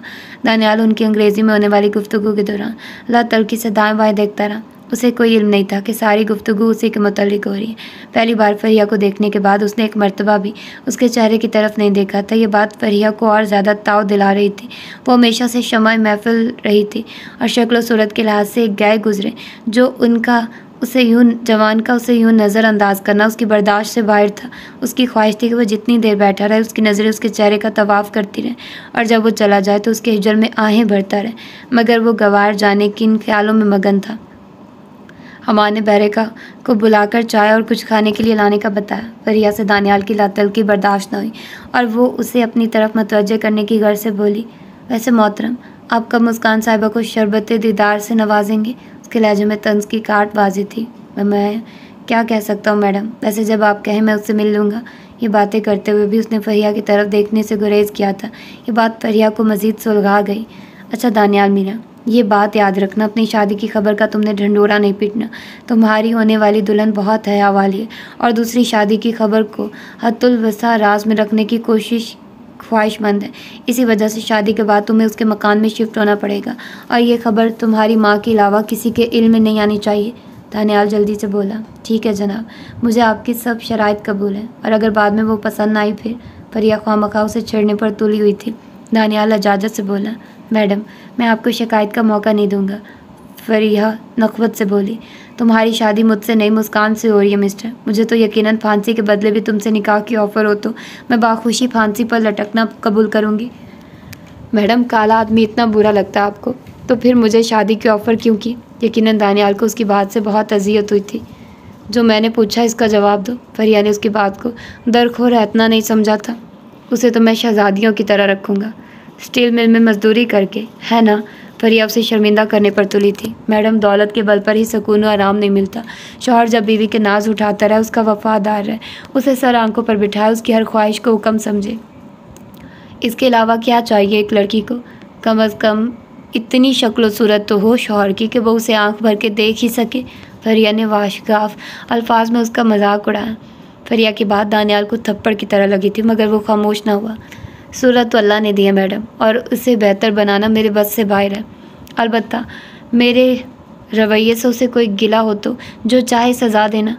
फरी, क्या हो गया तुम्हें? हमाद ने उसे झिड़का। दानियाल उसकी ज़रूरत था और वो उसे हाथ से खोना नहीं चाहता था। कुछ नहीं, मैं तो यूं ही मजाक कर रही थी, है ना दानियाल साहब। फरिया को भी अपनी ज़्यादती का एहसास हुआ, मगर वो ये नहीं जानती थी कि उसकी वजह से एक सादा दिल बंदे पर क्या क़यामत गुजर चुकी है। जो शख्स खुद अपनी शक्ल सूरत की बेरौनकी से वाकिफ़ हो, उसे बार बार ये चरके लगाना जुल्म ही तो था। मैडम, जानता हूँ कि मैं बदसूरत हूँ, वो साफ कोई से बोला, और इस लिहाज से अल्हम्दुलिल्लाह मैं दावा कर सकता हूँ मेरा अंदर बाहर से अच्छा है। गोया तुम हमें ताना देना चाहते हो कि हम अंदर के साफ नहीं। फरिया दोबारा तब गई। नहीं मैडम, आप मेरे लिए बहुत काबिल एहतराम है। आपकी बदौलत मुझे इतना आला रिश्ता मिल रहा है। मैं आपके बारे में इतना घटिया कैसे सोच सकता हूँ? दानियाल के लहजे में छलकता खलूस फरिया को परेशान कर गया था। उसी वक्त बैरे ने चाय और खाने के लवाजमात उसके सामने लाकर रख दिया। छोड़िए दानियाल मियाँ, चाय पिए। हमाद ने मौजू बदला। फरिया का रवैया उसके लिए हैरान कुन था। एक काले कलोटे शख्स को अपने हुस्न से मुतासिर करके जाने वो क्या साबित करना चाहती थी। दानियाल ने अकेला कप देख कर पूछा, आपने नहीं पीनी? हम पी चुके हैं। हमाद से पहले फरिया ने जवाब दिया। दानियाल सर झुकाते हुए खाने के लवाजमात की तरफ मतवज्जे हो गया। हमाद अंग्रेज़ी में फरिया से मुखातिब हुआ। फरी, मैंने तुम्हें कहा है कि एक बेज़ौक़ बंदे से तवक्को रखना बेवकूफ़ी है। गधे के नज़दीक गुलाब के फूल की क्या अहमियत, मेंढक को सुर संगीत की क्या पहचान, बंगी का खुशबू से क्या वास्ता। तुम सुबह से भैंस के आगे बीन बजाने की तगो-दो में हो। कुछ होश के नाखून लो। ओके ओके, फरिया कतर कलामी करते हुए बोली। बरहाए मेहरबानी अब इस मौजू को बदली करो। अच्छा ये बताओ, मेरा इंतखाब कैसा है? बस ठीक ही है। क्या मतलब? पहले तो तुम कह रही थी लाजवाब इंतखाब है, और बस ठीक ही है। जनाब, मेरा ख्याल है मुझे चलना चाहिए। चाय का कप खाली करते हुए दानियाल ने इजाज़त तलब की। हाँ दानियाल मीना, बस 2-2:30 बजे की बात है, फिर मैं खुद तुमसे रब्ता कर लूँगा। 2.5 महीने की बात है। हमाद ने मुसाफे के लिए उसकी जानिब हाथ बढ़ाया। उससे मुसाफा करके दानियाल ने फरिया को कहा, मैडम, अगर मेरे मुंह से कोई उल्टी सीधी बात निकल गई हो तो माफ़ करना। अनपढ़ गवार हूँ, गुफ्तगू के आदाब से वाकिफ़ नहीं। मगर फरिया ने उसे जवाब देने के बजाय हमाद को मुखातिब हुई। चांद, हमें भी चलना चाहिए। ठीक है दानियाल, तुम जाओ। हमाद के कहने पर वो सलाम कहता हुआ रुखसत हो गया। फरी, फिर वही बेवकूफ़ी। शट अप यार, फरिया नागवारी से बोली। मुझे एक 3rd क्लास बंदे के मुँह नहीं लगना। अच्छा दफ़ा करो, वैसे भी उसे यहाँ बुलाना मेरी गलती थी। आओ चलते हैं। और फरिया खामोशी से खड़ी हो गई। वो दानियाल के खुरदरे रवैये को फरामोश नहीं कर पा रही थी। इतना बेज़ौक़ और गवार बंदा इससे पहले उसकी निगाहों से नहीं गुजरा था। इसके बावजूद वो उसके जहन में गर्दिश कर रहा था। मुस्कान के लिए इद्दत के दिन गुजारना बहुत मुश्किल मरहला साबित हुआ था। अमाद उसका महबूब था। घर में होने के बावजूद उससे बहुत दूर के मुलाकात तो दरकिनार, बातचीत भी नहीं हो पाती थी। गो इसमें सारा अमल दखल खुद उसकी मजहबी सोच का था। वो हमाद के करीब जाने से डरती थी कि वो दोनों किसी गुनाह का इर्तिकाब न कर बैठे। जो शख्स चंद दिन पहले तक उसका शौहर रह चुका था, उसके पास तन्हाई में जाना गलत काम को दावत देने के मुतरादिफ था। इद्दत के बाद आने वाले लम्हात मज़ीद इम्तिहान लेने वाले थे। किसी दूसरे मर्द की बीवी बनकर रहना, जिससे वो वाकिफ़ ही नहीं थी, एक इम्तिहान ही तो था। जाने उसका मिजाज, आदात और रवैया कैसा होगा। औरत जितनी भी अमीर कबीर हो, शौहर के रहमो करम ही पर होती है। अज़वाजी ज़िंदगी के तकरीबन हर मरहले में शौहर की हुक्मरानी होती है। आज की जदीद औरत मर्द की हमसरी का जितना भी दावा करे, अहले खुर्द समझते हैं कि इस दावे की हकीकत निरी खुशगुमानी ही है। दिल के खुश रखने को गालिब, ये ख्याल अच्छा है। फिर इस निकाह का उसके भाइयों को पता चल जाता तो एक अलहदा मसला खड़ा हो जाता। वो लाजमन इस फेल की मजम्मत करते। ये भी मुमकिन था कि हमेशा के लिए कताई ताल्लुक़ कर लेते। हमाद की बात मानकर उसने बहुत बड़ी बेवकूफ़ी का सबूत दिया था, मगर अब तीर कमान से निकल चुका था। अब वो इनकार कर देती तब भी हमाद की दोबारा बीवी बनने के लिए उसे दूसरा निकाह लाजमन करना पड़ता। फिर हमाद की नाराज़ी एक अलहदा मसला था। इन परांगदा सोचों में काबिले इत्मीनान बात सिर्फ इतनी थी कि यह सारी कुर्बानी वो अपने महबूब शौहर के लिए दे रही थी। वो सरतपा एक मशर की औरत थी। शादी के बाद उसे हमाद के रवैये में पहले वाली गर्मजोशी और मोहब्बत मफकूद नज़र आई थी, मगर अब वो उसका शौहर और सर का ताज था। यूँ भी उसके नज़दीक शायद मोहब्बत होती ही यही है। उसका ख्याल था जब मर्द औरत को हासिल कर लेता है फिर उसमें पहले वाले जज्बे अनका हो जाते हैं। मोहब्बत की हकीकत और चाहे जाने के जज्बात से आरी ना सही ना वाकिफ़ ज़रूर थी। हमाद ने एक दो दफ़ा शादी के मौजू पर तबादला ख्याल करने की कोशिश की, मगर उसकी बेअतनाई देखकर खामोश हो रहा था। अलबत्ता उसने मुस्कान से एक छोटा सा मकान ख़रीदने के लिए रकम ज़रूर मांगी थी, जहाँ मुस्कान ने अपने दूसरे शौहर के साथ वक्त गुजारना था, और उसने इतनी रकम का चेक बगैर किसी बहस के उसके हवाले कर दिया था। उसने एक सरसरी नज़र अपने दूसरे शौहर की तस्वीर पर डाली थी। उसके अंदाजे के मुताबिक वो बदसूरत शख्स था। इस बात ने उसके दिल में ये इत्मीनान ज़रूर पैदा कर दिया था कि हमाद उसे खोना नहीं चाहता और सचमुच उसे एक बच्चे की ख्वाहिश है। वक्त गुजरते देर नहीं लगती। आखिर वो दिन भी आ गया जब उसकी इद्दत पूरी हो गई। ना चाहते हुए भी उसे ये बात हमाद को बतानी पड़ी, जो उस दिन के इंतज़ार में घड़ियाँ गिन रहा था। शादी की खुशखबरी उसे हमाद ने फ़ोन पर सुनाई थी। दानियाल को लगा जैसे वो हवाओं में उड़ रहा। हमाद कह रहा था, दानियाल मियाँ, निकाह नहायत सादगी से पढ़ाया जाएगा और ये रस्म तुम्हारी होने वाली बीवी के घर में अदा होगी। रुखसती वगैरह की रस्म की ज़रूरत इसलिए भी पेश नहीं आएगी कि दुल्हन ने उसी घर में ही रहना है। ठीक है भाईजान, जैसे आपकी मर्ज़ी। दानियाल की समझ में नहीं आ रहा था कि किस ज़बान से उस फरिश्ते का शुक्रिया अदा करे। और हाँ, कपड़ों वगैरह की फ़िक्र में ना पड़ जाना, बल्कि यूँ करो, इस वक्त तुम कहाँ हो? स्टील मिल में। ऐसा करो, बाहर आओ, मैं तुम्हें वहाँ से पिक कर लेता हूँ, फिर सारी तफसीलात तय कर लेंगे। दानियाल मुस्तैदी से बोला, ठीक है भैया। हमाद ने राब्ता मुनक़ता कर दिया। दानियाल ने जल्दी से नहाकर वहीं लिबास बदल लिया और बाहर निकल आया। उसे ज़्यादा इंतज़ार न करना पड़ा। जल्दी हमाद उसे लेने पहुंच गया। थोड़ी देर बाद वो रेस्टोरेंट में आमने सामने बैठे थे। चाय का बताकर हमाद उसकी तरफ मुतवज्जे हुआ। आखिर इंतज़ार की घड़ियाँ ख़त्म हुई मियाँ। खुश तो हो ना? कोई और तो नहीं ढूंढ ली? क्या बात करते हो हमाद भैया? वो शर्मा गया था। मैं एक एक मिनट गिन कर गुजार रहा हूँ। आज 2 महीने 25 दिन हो गए। हाँ, हमाद ने कह लगाया। भाई मान गए। उसको हंसते देखकर हमाद ने दानियाल को नादिम होकर सर झुका लिया था। अच्छा ये बताओ, क्या ये मुमकिन है तुम अपनी अम्मी जान को वहीं पुराने घर में रहने दो? दानियाल के चेहरे पर कर्ब के आसार नमूदार हो गए। उसे लगा दुल्हन उससे फिर छीन ली जाएगी। चल, हमें गहरी सोच में डूबे रहने के बाद उसने बेबसी से सर हिलाया। हमाद भाई, ये नामुमकिन है। माँ के अलावा मेरा इस दुनिया में कोई नहीं। मैं उसे अकेला नहीं छोड़ सकता। यकीन करो, उसकी ज़ात से मेरी बीवी को कोई तकलीफ़ नहीं पहुँचेगी। ओके, परेशान होने की ज़रूरत नहीं। तुम माँ को भी साथ ले आना, मगर उसे अच्छी तरह समझा देना कि इस शादी के बारे जानने वालों में ढंढोरा पीटती रहे। ये ना हो शादी के अगले दिन तुम्हारे अजीज़ों का तांता बंध जाए। याद रखना, ऐसी किसी भी सूरत में मुस्कान उन सबको मिलने से इनकार कर देगी। इसमें सरासर तुम्हारी अपनी सबकी होगी। वो शादी को ज़ाहिर करने के हक़ में नहीं है। अलबत्ता शादी के 4-5 माह बाद आहिस्ता सबको बता देना, उसे कोई एतराज़ नहीं होगा। इससे पहले ऐसा सोचना भी मत। हमाद भाई, जैसा आप कहेंगे मैं वैसा ही करूँगा। दानियाल के बदन में कोई दोबारा जान पड़ गई थी। खाली कप के नीचे एक दरमियानी मालियत का नोट रखकर हमाद खड़ा हो गया। चलो थोड़ी शॉपिंग कर लेते हैं। शॉपिंग? उसके लहजे में हैरानी थी, मगर हमाद उसकी बात का जवाब दिए बगैर चल पड़ा था। वो भी उसकी बात न समझने के बावजूद सर हिलाता हुआ उसके पीछे हो लिया। हमाद ने कार एक मशहूर शॉपिंग प्लाजा की पार्किंग में रोकी और दानियाल को हमरा लिए अंदर के जाने बढ़ गया। थोड़ी देर बाद उसने दानियाल के लिए 3 3-पीस सूट, जूतों के 2 जोड़े, कीमती खुशबू और इसी तरह की मज़ीद ज़रूरत की अशिया ख़रीदी। इसके बाद ज्वेलरी शॉप पर जाकर मुस्कान को मुँह दिखाई में देने के लिए कीमती लॉकेट ख़रीदा। दानियाल किसी मुलाजिम की तरह वो सामान उठाया उसके पीछे पीछे चल रहा था। ज़रूरत की तमाम अशिया ख़रीदने के बाद वो पार्किंग में आए। तमाम सामान कार की पिछली नशिस्तों पर रख कर वो आगे बैठ गए। कार रोड पर लाकर वो दानियाल को मुखातिब हुआ। दानियाल मियाँ, ये लॉकेट तुमने दुल्हन को मुंह दिखाई में देना होगा। बाकी सूट वगैरह तुम्हारे हैं। ये तमाम सामान अभी तुम्हारे नए घर लेकर जा रहे हैं, जहाँ तुमने कल सुबह 11 बजे तक पहुँच जाना है। तुम्हारे तैयार होने तक मैं निकाह ख्वाह को बुलवा लूँगा। मौलवी साहब, 2 गवाह, मैं, तुम्हारी अम्मी जान, और बस इससे ज़्यादा रश की ज़रूरत नहीं। दानियाल ने मतलब इस्बात में सर हिलाया। उसके लिए ये सब सपने की बातें थी। दुल्हन के साथ नया घर भी मिल रहा था और फिर सब खर्चा भी दुल्हन वाले कर रहे थे। यहाँ तक कि उसका लिबास भी उन्होंने ख़रीदा था। मतलूबा मकान के सामने जाकर अमान ने कार रोकी। पुख्ता ईंटों से बना छोटा सा मकान दानियाल को बहुत पसंद आया। 4 कमरे, किचन, बाथरूम और फिर उसके अपने कमरे में एक मलहका बाथरूम। कमरों के आगे बना मेहराबी बरामदा, छोटा सा सेन, सामने की दीवार के साथ बनी 2 क्यारियाँ जिनमें मुख्तलिफ किस्म के फूल भी लगे हुए थे। बरामदे में भी फूलों के चंद गमले रखे थे।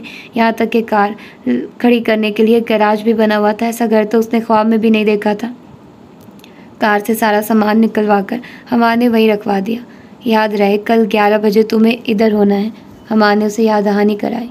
दानियाल जल्दी से बोला, हमाद भाई मैं सुबह सवेरे ही पहुंच जाऊंगा। वो तुम्हारी मर्ज़ी है कि कितना सवेरे आते हो, और पुराने घर से कोशिश करना कोई सामान साथ ना लाना। ज़्यादा से ज़्यादा नकदी, जेवर और ज़रूरत के कपड़े बस, इसके अलावा किसी चीज़ की ज़रूरत नहीं है। तुम्हारे खाने पकाने के बर्तन तक यहाँ मौजूद हैं। ठीक है भैया, दानियाल फरमान बरादरी से बोला। आओ अब चलें। घर की चाबी हमार ने उसके हवाले कर दी थी। उसे घर ड्रॉप करके वो वापस चल पड़ा। घर में दाखिल होते ही दानियाल ने चारपाई पर बैठी माँ को गोद में लेकर नाचना शुरू कर दिया। ये लड़के बावला हो तो नहीं हो गया? आयशा खातून ने घबरा कर पूछा। हाँ अम्मी जान, आज मैं सचमुच पागल हो गया, और जब ये खबर सुनेंगी तो आप भी पागल हो जाएंगी। पागल हो मेरे दुश्मन, और अब नीचे उतारो, मुझे चक्कर आ रहे हैं। दानियाल ने माँ को दोबारा चारपाई पर बिठाया और उसकी गोद में सर रख कर लेट गया। आयशा खातून ने उसके बालों में उंगलियां फेरते हुए पूछा, अब बताओ मेरे लाल इतने खुश क्यों? अल्लाह पाक तुम्हें हमेशा इसी तरह खुश रखे, आमीन। अम्मी जान पता है कल तुम्हारा बेटा दूल्हा बनने वाला है। मगर कैसे? वो हैरान ही तो रह गई थी। बस अम्मी जान कुछ ना पूछो, जब अल्लाह पाक देता है ना तो छप्पड़ फाड़ कर देता है। दानी जल्दी बताओ, मेरा सांस रुक जाएगा। उसकी माँ उससे भी ज़्यादा उसकी शादी की मत बनी थी। जवाबन दानियाल ने सारी तफसील उसके सामने दोहरा दी। अजीब कहानी सुना रहे हो बेटा, आखिर तुम्हें क्यों? ऐसे रिश्ते के लिए तो अच्छे खासे अमीर लोग तैयार हो जाते। आयशा खातून ने अंदेशा ज़ाहिर किया। आखिर तुम्हें क्यों? कहीं लड़की में कोई ऐब तो नहीं है? बस यही ऐब है कि मुतल्लका है। बेटा ये तो कोई ऐब ना हुआ। अम्मी जान आजकल इसे ऐब ही समझा जाता है, और अगर इसके अलावा भी ऐब है तो कोई बात नहीं। अम्मी जान मैं निभा कर लूँगा, कम अज़ कम तुम्हारी दादी बनने की ख्वाहिश तो पूरी हो जाएगी ना। बेटे की बात पर वो सपनों में खो गई। नन्हे नन्हे मासूम फरिश्ते उसे अपनी गोद में किलकारियाँ मारते दिखाई दिए। अच्छा अम्मी जान, उन्होंने एक 2 शर्त भी रखी है। दानियाल ने माँ को सपनों की दुनिया से बाहर खींचा। कैसी शर्त बेटा? एक तो हमें यह घर छोड़कर दुल्हन के घर मुंतकिल होना पड़ेगा, और दूसरा इस शादी की ताक किसी को नहीं देंगे। कम से कम 4-5 माह तक इस शादी को खुफिया रखना होगा। क्यों? इस घर को क्या है? कुछ नहीं अम्मी जान, ये हम किराए पर चढ़ा देंगे। यूँ भी मुस्कान के अलावा इस घर में कोई नहीं है। मुस्कान बहू का नाम है ना? आयशा ने दिलचस्पी से पूछा। दानियाल शर्मा कर बोला, जी अम्मी जान। हाय कितना प्यारा नाम है। आयशा बच्चों की सी खुशी से बोली। अम्मी जान वो खुद भी बहुत प्यारी है, मैंने फ़ोटो देखा उसका, तुम देखोगी तो हैरान रह जाओगी। बेटा मोहल्ले के चंद जानने वालों को तो ले चलेंगे साथ। नहीं अम्मी, जब मैं एक दफ़ा तय हो गया कि हम 4-5 माह तक इस शादी को खुफिया रखेंगे, और अब मैं ज़बान देकर कैसे जाऊँ, फिर जाऊँ? बेटा और तो खैर है, मेरी 2-3 पुरानी सहेलियाँ, उन्हें जब बाद में पता चलेगा तो वो सख्त खफा होंगी। होने दो उन्हें खफा, उनकी खफगी के लिए मैं इतने इस अच्छे रिश्ते को दाव पर नहीं लगा सकता। यूँ भी बाद में हम उन्हें थोड़ी बताएंगे कि ये शादी 5 माह पहले हुई थी, हम कहेंगे अभी हुई है, बल्कि इस ज़मन में छोटी मोटी तकरीब भी मुनक़िद कर लेंगे। ठीक है बेटा, जो तुम्हारी मर्ज़ी। अब यूँ करो, ज़रूरत का सामान बांध लो, कल सवेरे ही निकल चलेंगे। आयशा खातून ने हैरानी से पूछा, तो सारा ज़रूरी सामान ही है? नहीं अम्मी, बस अपने कपड़े, नकदी और जूते वगैरह ले जाएंगे। बाकी वहाँ ज़रूरत की तमाम अशिया मौजूद है, और अगर बाद में किसी चीज़ की ज़रूरत पड़ी तो यहाँ से उठा कर ले जाएंगे। हम बैरूनी मुल्क थोड़ी जा रहे हैं। तो इस सामान की हिफाजत कौन करेगा? हाँ सोना चांदी पड़ा है ना यहाँ, इन टेढ़ी मेढ़ी देगचियों ही को तो चोर ढूंढते फिर रहे हैं। अच्छा मैं बुशरा और खुर्शीद बेगम को जाने की बाबत मतला करती हूँ, तुम ले जाने वाला सामान खुद बांध लो, बाद में हमें ही एतराज़ झाड़ते रहोगे। अम्मी जान उन्हें असल बात ना बताना। दानियाल ने एक बार फिर माँ को ताकीद की। बस कह देना कि दानियाल को फैक्ट्री की तरफ से घर मिला है, वहाँ रहने जा रहे हैं। बेटा मुझसे झूठ नहीं बोला जाता। अच्छा सिर्फ नए घर का कह देना, ये तो झूठ नहीं है। अगर वो नए घर का पता दरियाफ्त कर लें, दानियाल हंस कर बोला, तो बता देना, मगर मुझे तो मालूम नहीं है, तो यही बता देना, घर का पता थोड़ी बताना है, तो कभी नहीं सुधरेगा। आयशा खातून बेसाख्ता हंसते हुए घर से बाहर निकल गई। माँ के आने तक दानियाल ने ज़रूरी सामान इकट्ठा कर लिया था। उसे एक एक पल बिताना मुश्किल हो रहा था। सुबह बहुत दूर लग रही थी। बकौल शायर, सुबह करना शाम का लाना है, चोइस शेर का। घड़ी की सेकंड बताने वाली सुइयां अगर घंटों के हिसाब से हरकत करें तब भी वक्त गुजर जाता है। वो रात भी गुजर गई। सुबह सवेरे ही माँ बेटा जाने के लिए तैयार हो गए थे। घर को ताला लगाकर वो टैक्सी में बैठकर नए घर की तरफ रवाना हो गए। नया घर देखकर आयशा खातून बावली हो गई थी। तानी, ये घर तो बहुत खूबसूरत है बेटा। हाँ अम्मी जान, और अब आप यूँ करें कि तैयार हो जाएं, अच्छे वाले कपड़े पहन लें। हमाद भाई के आने से पहले हमें तैयार हो जाना चाहिए। बेटा, उस दिन के लिए तो मैंने कब से नए कपड़े सिलवा रखे हैं। आयशा खातून की आंखें बरसों से मुसलसल देखने वाले सपनों की ताबीर की कुर्बत में जुगनू बनकर चमकने लगे। तानिया ने खुद भी क्रीम कलर का 3 पीस सूट उठाया और बाथरूम में घुस गया। वो पहली मर्तबा सूट पहनने जा रहा था। खूब अच्छी तरह नहाने के बाद उसने अंदाजे से सूट पहन लिया। टाई उससे नहीं बांधी जा रही थी और उसने लपेट कर जेब में डाली कि हम हाथ से बंधवा लेगा। उसकी माँ भी नहा धोकर तैयार हो गई थी। जब वो सूट पहनकर माँ के पास गया तो शशदर रह गई। माशाल्लाह, चश्मे बदूर, नज़र न लग जाए मेरे लाल को। माँ ने उसकी पेशानी को बोसा देकर कहा। माँ के लिए वो किसी शहजादे से कम ना था। अम्मी जान, आज तो आपने भी कीमती लिबास ज़ेबतन कर लिया है। तुम्हारी शादी है पगले। अगर मैंने आज के दिन भी अच्छे कपड़े ना पहने तो फिर कब पहनूंगी। 11 बजे तक का वक्त उन्होंने बड़ी बेचैनी से गुजारा। 11 बजे से चंद मिनट ही रहते थे जब उन्हें मकान के सामने कार रुकने की आवाज़ आई। दानियाल बेसब्री से इस्तकबाल के लिए दरवाजे की सिमत बढ़ गया। तो ये थी इसकी दूसरी एपिसोड। भाई ये क्या हो रहा है, कितनी अजीब कहानी है। मैंने पहले कभी भी इस तरह का नावल नहीं पढ़ा जिसमें एक शौहर अपनी बीवी को मजबूर करता है और उसको तलाक दे देता है, दैन उसकी शादी करवाता है। खैर और तरह के भी हैं कि वो गलती से तलाक दे देता है तो फिर बाद में हलाला के लिए मजबूर किया जाता है। लेकिन खैर ये एक अनोखा ही नावल है और मज़े का भी है और यकीनन आप लोगों को भी अच्छा लगा होगा। तो फिर मिलते हैं इसकी अगली तीसरी एपिसोड में। अपना ढेर सारा ख्याल रखिएगा। अल्लाह हाफिज़।